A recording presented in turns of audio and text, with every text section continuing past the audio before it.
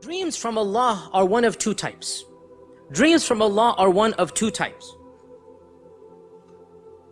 The first of them, which is less common,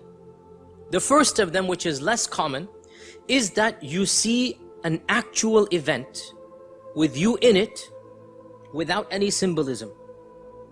You see something that will happen in the future. You see something that will happen in the future.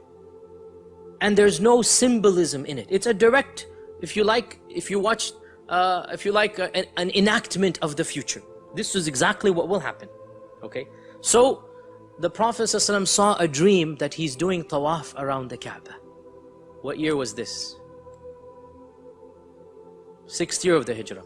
6th year of the Hijrah, right? He saw a dream, he's doing tawaf around the Kaaba. So, there is no symbolism. When he saw the dream, he knew this is not a symbolic dream. So he said, "O Muslims, I saw a dream, I'm doing tawaf around the Kaaba, let's go do Umrah." What happened that year? They stopped him from coming in.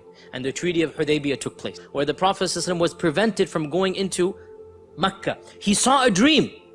There's no symbolism. I saw myself doing tawaf and shaving my hair.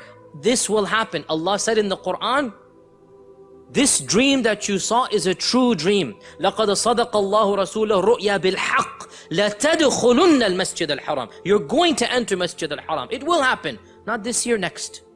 It will happen next year. So this is the first type of dream.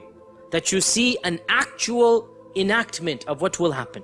This is rarer. It's rare, but it happens. It's more common to the prophets. So Prophet Ibrahim sees, what does he see?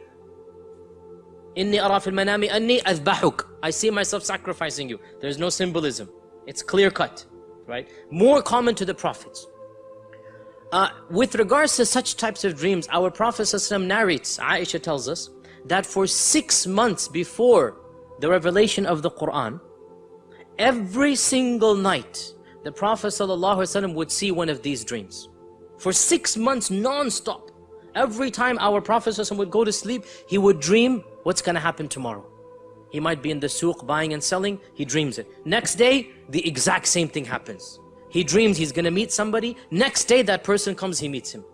One day, literally, 12 hours gap. He sees the dream, the next morning it happens. For 6 months non-stop. Why? Allah is telling him something special is going to happen. Allah is telling him something great is going to happen, preparing him for the revelation of Iqra. For 6 months this happens, and then Iqra is revealed. So this is this type of dream. We said dreams from Allah are two types. Number one, no symbolism. Number two, symbolism. And this is the more common type. This is the more common type. Sometimes the prophets have it, yes.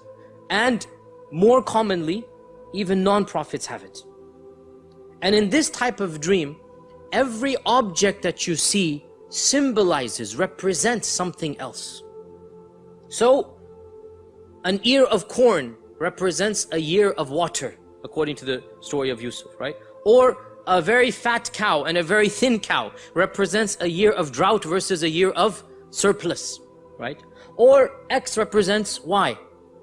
A tree represents this, the Kaaba represents that, okay? Light represents something else. In one hadith, the Prophet ﷺ said, I saw men wearing robes of different sizes. Some of their robes were up to their necks, some of them up to their stomachs. And I saw Umar ibn al-Khattab, his robe, his shirt was dragging behind him.